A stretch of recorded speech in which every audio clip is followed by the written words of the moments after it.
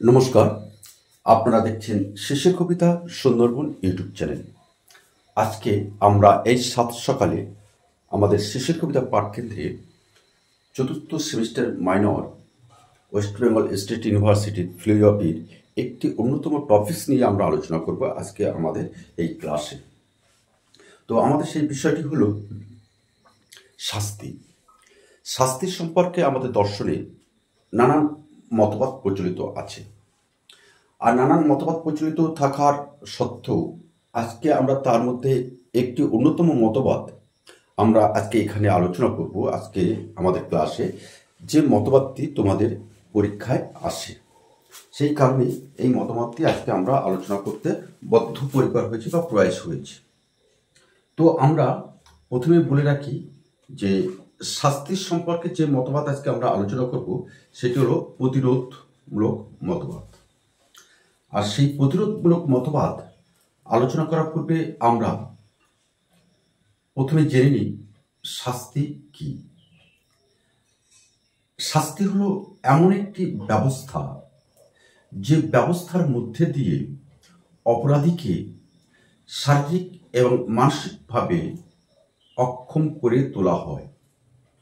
এই অক্ষম করে তোলার অর্থ হলো যাতে ভবিষ্যতে সেই অপরাধী একই অপরাধমূলক কাজে সামিল যাতে না হয় এবং সেই অপরাধীকে দেখে অন্য কোনো ব্যক্তি সেই কাজ করতে সমর্থ না হয় বা উৎসাহ না পায়। তবে উল্লেখযোগ্য অতি সাম্প্রতিককালে আমরা দেখছি যে বিভিন্ন রকম শাস্তি প্রচলিত থাকার ফলেও অপরাধ কিন্তু আমাদের বেড়ে চলেছে। আর এই অপরাধ বেড়ে চলার অনেক কারণ আছে, তবে আমরা তার দিকে না গিয়ে আমাদের সরাসরি আমাদের আলোচ্য বিষয়ের মধ্যে আমরা প্রবেশ করব, কারণ আমরা কোনো বিতর্কিতমূলক মতবাদের মধ্যে আমরা যেতে চাই না। আমরা শুরুতেই বলছিলাম যে আমাদের আজকের ক্লাসের আলোচ্য বিষয় শাস্তি সম্পর্কিত প্রতিরোধমূলক মতবাদের সবিচার আলোচনা কর। অর্থাৎ প্রতিরোধ মতবাদ কি এবং তার ব্যাখ্যা এবং তার বিচার অর্থাৎ সমালোচনা আমরা আলোচনা করব। Most important for this topics for your exam fourth semester philosophy minor. তো সেই আলোচনা করার আগে আমরা ছোট্ট করে একটু বলে রেখে দিই, আগামী শিক্ষাবর্ষ থেকে অর্থাৎ চলতি শিক্ষাবর্ষ থেকে প্রথম সেমিস্টার আমাদের বারাসাত নিয়ার রেল স্টেশনে আমাদের শেষের কবিতা পাঠকেন্দ্র সেটিং হচ্ছে নিউ ব্যারাকপুর থেকে। আর তোমাদের যদি আমাদের এই ধরনের চ্যানেল বা এই ধরনের টপিকস তোমাদের যদি কোনো কাজে আসে অবশ্যই আমাদেরকে জানাবে, এবং সর্বশেষ যে কথাটা বলি, আমাদের পাশে থাকার একটু চেষ্টা করবেন, কারণ আপনাদের উৎসাহ, আপনাদের স্পর্শ, আপনাদের পরশ, আপনাদের ভালোবাসা আমাকে উৎসাহিত করে আমাদের এই ধরনের কর্মকাণ্ড চালাতে বা কর্মকাণ্ডকে নিয়ে সামনের দিকে অগ্রসর হতে।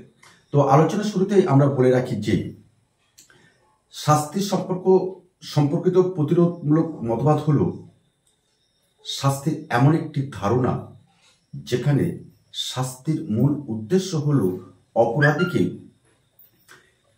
কোনো অপরাধ থেকে তাকে দূরে সরিয়ে রাখা অর্থাৎ বিরত রাখা।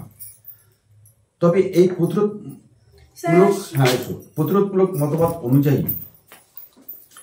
অনুযায়ী ওই তো এখন আছে অনুযায়ী অপরাধীকে শাস্তি প্রদানের মাধ্যমে তাকে এমনভাবে গড়ে তোলা হয় যেখানে তার শারীরিক এবং মানসিক অপরাধ তাকে সে যেন না করতে পারে। আসলে এই শাস্তি সম্পর্কিত এই প্রতিরোধমূলক মতবাদটি উপযোগীবাদ এবং ভবিষ্যৎ কেন্দ্রিক একটি ধারণা। আর সেই ধারণায় বলা হয়, অর্থাৎ প্রতিরোধমূলক মতবাদের মূল নীতিতে বলা হচ্ছে এই মতবাদের প্রধান উদ্দেশ্য হলো খুবই স্বাভাবিক এবং প্রাঞ্জল। সেখানে এই মতবাদে বলা হচ্ছে এর প্রধান উদ্দেশ্য হলো কোনো অপরাধীকে অক্ষম করে তোলা। এই অক্ষম করে তুলতে হলে নানান রকম ভাবে করা যায়, তাকে শারীরিকভাবে করা যায়, তাকে মানসিকভাবে তাকে অক্ষম করে তোলা হয়। আমরা এই শাস্তি সম্পর্কিত মতবাদে আমরা সেটা পেয়েছি। শুধু তাই নয়, তাকে এমনভাবে যে অক্ষম করে তোলা হয় যাতে সে ভবিষ্যতে এই ধরনের কাজ করতে অগ্রসর না হয় এবং ভয় যেন তার মনের মধ্যে থাকে। তবে এই নিশ্চিতকরণ বিভিন্ন উপায়ে হয়ে থাকে, অর্থাৎ অপরাধী শাস্তি সম্পর্কে যে বিষয়, তাকে শারীরিক এবং মানসিকভাবে অক্ষম করে তোলা, এই বিষয়টি নানান রকমভাবে আমাদের হয়ে থাকে। সেখানে একটা আমরা দেখছি যে তাকে প্রথম আমরা আলোচনা করে নেব শারীরিকভাবে অক্ষম করে তোলা। আমরা জানি অতীতে এমন একটা সময় ছিল যে সময়ে অপরাধীকে হাত বা অন্যান্য অঙ্গ তাকে ছেদন করার ব্যবস্থা প্রচলিত ছিল, যার ফলে ওই হাত দিয়ে ওই ব্যক্তি আর দ্বিতীয়বার যেন সে না কাজ করতে পারে। কিন্তু এটি বর্তমান সময়ে আধুনিক যুগে এটি একটি অমানবিক গুণ বা শাস্তি বলে এটা গণ্য হয়েছে। সেই কারণে সাম্প্রতিককালে অর্থাৎ আধুনিক কালে এই ধরনের শাস্তি থেকে অপরাধীকে বিরত রাখা হয়। তবে এটা ঠিক যে এই শাস্তি প্রদানের মধ্য দিয়ে অপরাধী যেন দ্বিতীয়বার আর সেই অপরাধ জগতে না প্রবেশ করতে পারে, সেটিকে কিন্তু এই প্রতিরোধমূলক মতবাদ নিশ্চিত করে থাকে।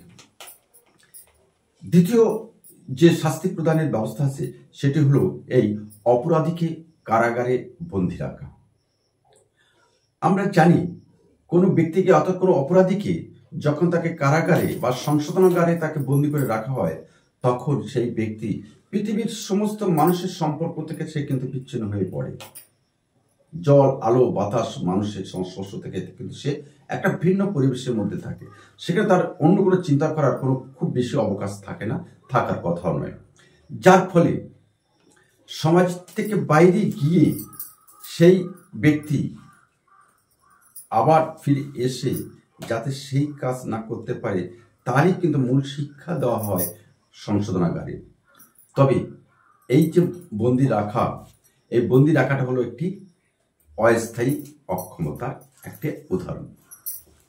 মৃত্যুদণ্ড দ্বিতীয় পদ্ধতি হলো মৃত্যুদণ্ড শাস্তি সম্পর্কে।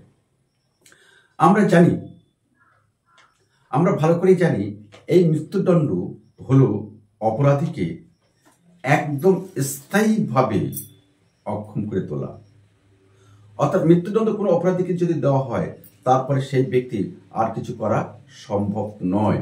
সেখানে আমরা দেখি যে মৃত্যুদণ্ডের পর সে আর পৃথিবীর কোনো আলো, বাতাস, জল এবং মানুষের সংস্পর্শে তার আসা আর সম্ভব হয় না। কারণ সেখানে এই মৃত্যুদণ্ডের মধ্যে দিয়ে সেই অপরাধীর দেহ অসাড় হয়ে পড়ে, যার ফলে সেই কাজ, সেই অপরাধ করা কিংবা তার চেয়ে অন্য কোনো অপরাধ করা তার পক্ষে সম্ভব হয় না। স্থায়ীভাবে তাকে আমরা এখানে অক্ষম করে তুলছি। এছাড়াও আমাদের এই যে আমরা বললাম, এটা হচ্ছে আমাদের মূলনীতি, অর্থাৎ শাস্তি সম্পর্কিত প্রতিরোধমূলক মতবাদের মূলনীতিটা আমরা আলোচনা করলাম। এইবার আমরা একে বিচার করব, অর্থাৎ এই যে শাস্তি সম্পর্কিত প্রতিরোধমূলক যে মতবাদ, সেই মতবাদের কিছু সুবিধা আছে, আবার সুবিধার পাশাপাশি এই মতবাদের কিছু অসুবিধাও আছে। সেগুলো আমরা অতি সংক্ষিপ্ত, সাবলীল এবং সাধারণ ভাষায় আমরা এই ভিডিওর মধ্যে দিয়ে তোমাদের কাছে আমরা তুলে ধরবো। আর তোমাদের কাছে তুলে ধরবো এই কারণে যে তোমরা যাতে আমাদের পাশে এই ধরনের ভিডিওর মধ্য দিয়ে, নিত্য নতুন ভিডিওর মধ্য দিয়ে আমরা তোমাদের কাছে আসতে চাই এবং তোমরা যাতে আমাদের কাছে থাকতে পারো, সেই ব্যবস্থা গ্রহণ করার জন্য আমরা প্রতিনিয়ত চেষ্টা করে থাকি। তো আজকে আমরা আসি যে প্রতিরোধমূলক মতবাদের যে কি সুবিধা আমাদের আছে। আমরা এখানে যখন প্রতিরোধমূলক মতবাদের যখন আমরা পড়ছিলাম, তখন সেখানে কিছু অস্থায়ী শাস্তির কথা বলা হয়েছে, কিছু স্থায়ী শাস্তির কথা বলা হয়েছে। আর এইটাকে নিয়েই আমাদের দর্শনে নানান মতভেদ তৈরি হয়েছে। সেই মতবাদের মধ্যে যে আমাদের কিছু সুবিধা যে আমরা পাই, সেই সুবিধাটা আমরা এখানে আলোচনা করব। প্রথম পয়েন্ট হলো সমাজের নিরাপত্তা। প্রতিরোধমূলক মতবাদ অপরাধীকে অপরাধ থেকে বিরত রাখা যায়। প্রতিরোধমূলক মতবাদের নীতি অনুসারে অপরাধীকে অপরাধ থেকে বিরত রাখা যায়, সেই সাথে অপরাধীকে আটক বা অক্ষম করার মধ্য দিয়ে সমাজের অপরাধ হ্রাস করা সম্ভব। দ্বিতীয়, ভয় সৃষ্টি। অপরাধীকে যখন কোনো শাস্তি দেওয়া হয় প্রতিরোধমূলক মতবাদ অনুসারে, তখন সেই শাস্তি অন্যরাও দেখে তাদের মনে একটা ভয়ের বাতাবরণ সৃষ্টি হয়। ফলে কোনো ব্যক্তি যখন ওই ধরনের কাজ করতে প্রয়াসী হবে, তখন তার মনের মধ্যে একটা ভয়ের বাতাবরণ সৃষ্টি হবে। আবার সেই ভয় থেকে, সেই কাজ থেকে সে পিছু চলে আসবে। সুতরাং এই প্রতিরোধমূলক মতবাদে এই যে ভয়ের সৃষ্টির মধ্যে দিয়ে অপরাধীকে অপরাধ থেকে বিরত রাখা যায়। তৃতীয় পয়েন্ট হলো পুনরাবৃত্তি রোধ। আমাদের শাস্তি প্রদান করা হয় কেন? শাস্তি প্রদানের উদ্দেশ্য হলো অন্য কিছু নয়। শাস্তি প্রদানের উদ্দেশ্য হলো কোনো ব্যক্তি যেন সেই কাজ থেকে সে বিরত থাকে এবং সেই একই ভুল, একই অপরাধ যেন সেই ব্যক্তি আর পুনরায় না করতে পারে। আর পুনরাবৃত্তি রোধে এই কথাটি আমাদের শাস্তি সম্পর্কিত মতবাদে, প্রতিরোধমূলক মতবাদে সেই কথা আমাদের বলা হয়েছে। এইগুলো গেল তো আমাদের সুবিধা। এর পাশাপাশি শাস্তি সম্পর্কিত মতবাদে কিছু অসুবিধাও আছে, আর সেই অসুবিধাগুলি আমরা আজকে আলোচনা করে নেব সর্বশেষ পয়েন্ট হিসাবে। তার মধ্যে এক হলো অমানবিকতা। আমরা আধুনিক কালে অবস্থান করে আমরা যে সকল শাস্তির কথা উপরে আলোচনা করলাম, কিছু শাস্তি আছে স্থায়ী শাস্তি, আর কিছু শাস্তি আছে অস্থায়ী শাস্তি। এই স্থায়ী যে শাস্তির কথা এখানে বলা হয়েছে, সেক্ষেত্রে নানান সমালোচনা করা হয়, কারণ এই ধরনের শাস্তি বর্তমান সময়ে অর্থাৎ আধুনিক কালে কোনো মানুষ এটা চায় না, কারণ এটি অমানবিক বলে এটা গণ্য করা হয়। তবে পাশাপাশি এটাও সত্য যে অপরাধী এমন অপরাধ করে থাকে যার ফলে যার উপরে সে আঘাত আসছে তাকে কিন্তু পুরোপুরি অক্ষম করে তোলা হয়, কিংবা এই পৃথিবীর বুক থেকে তাকে সরিয়ে দেওয়া হয়। এই ধরনের অপরাধী যদি স্থায়ী শাস্তি তাকে যদি দেওয়া হয়, তাহলে সেখানে অমানবিকতা কোথায় আছে সে বিষয়েও কিন্তু যথেষ্ট সন্দিহান আছে। সংশোধনের অভাব। প্রতিরোধমূলক মতবাদে অপরাধীকে সংশোধন বা পুনর্বাসনের ক্ষেত্রে তেমন গুরুত্ব দেওয়া হয় না, যেখানে তার মূল লক্ষ্য হলো কেবল অপরাধীকে দমন করা, যা দীর্ঘ মেয়াদে অপরাধ প্রবণতা থেকে সে যাতে দূরে সরে থাকতে পারে। মৌলিক অধিকার সংক্রান্ত বিষয়। প্রতিরোধমূলক মতবাদের বিরুদ্ধে বলা হয় যে অনেক সময় দেখা যায় যে ব্যক্তির মৌলিক অধিকার ক্ষুণ্ণ হচ্ছে। অপরাধী এমন কিছু অপরাধ করে ফেলে যার ফলে তাকে এমন শাস্তি প্রদান করা হয় যেখানে সেই ব্যক্তি তার বেশ কিছু আমাদের এই সমাজের মৌলিক অধিকার সে বঞ্চিত হতে থাকে। তাই এই মতবাদে বিশেষ যখন শাস্তি অসামঞ্জস্যপূর্ণ হয়ে ওঠে। তৃতীয় হলো ন্যায়ের ভারসাম্যতা। যদি শাস্তির মূল লক্ষ্য কেবল প্রতিরোধ হয়, তবে অপরাধের প্রকৃতি বা অপরাধীকে ব্যক্তিগত পরিস্থিতি বিবেচনা বিরাটের জন্য আমাদের একটু সমস্যা হলো, তবু ভিডিওটা আমরা আজকে শেষ করছি। আমরা যেটা নিয়ে আলোচনা করছিলাম, যে পয়েন্টটা,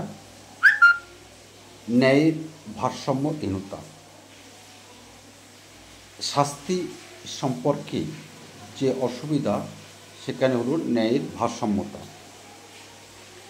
যদি শাস্তির মূল লক্ষ্য কেবল প্রতিরোধ হয়, তবে অপরাধের প্রকৃতি বা অপরাধীর ব্যক্তিগত পরিস্থিতি বিবেচনা করা নাও হতে পারে, যা সেক্ষেত্রে ন্যায় বিচারের পরিপন্থী হতে পারে। আর সেই কারণেই প্রয়োজন প্রতিকারমূলক মতবাদ। এই প্রতিকারমূলক মতবাদ অনুযায়ী শাস্তি হলো অপরাধের প্রতিশোধ, চোখের বদলে চোখ, দাঁতের বদলে দাঁত। আর এই নীতির ওপর ভিত্তি করে অপরাধী যা করছে তার জন্য তাকে অনুরূপ ফল ভোগ করতে হবে। আর এখানে মূল উদ্দেশ্য প্রতিশোধ এবং অতীত কৃতকর্মের জন্য ন্যায় বিচার প্রতিষ্ঠা করা। আর সেই কারণেই অনুসরণ করা দরকার। এবার আমরা শেষ করব। পরিশেষে আমরা বলতে পারি যে শাস্তি সম্পর্কিত প্রতিরোধমূলক মতবাদ সমাজে অপরাধ দমনে একটি গুরুত্বপূর্ণ ভূমিকা পালন করে থাকে। শুধু তাই নয়, এটি সমাজের নিরাপত্তা নিশ্চিত করতে এবং অন্যদের মধ্যে অপরাধের ভয় তৈরি করতে সাহায্য করে। তবে প্রতিরোধমূলক মতবাদের কিছু গুরুত্বপূর্ণ অসুবিধা রয়েছে, কারণ এটি মানবিক মূল্যবোধ এবং অপরাধীর সংশোধনের দিকটি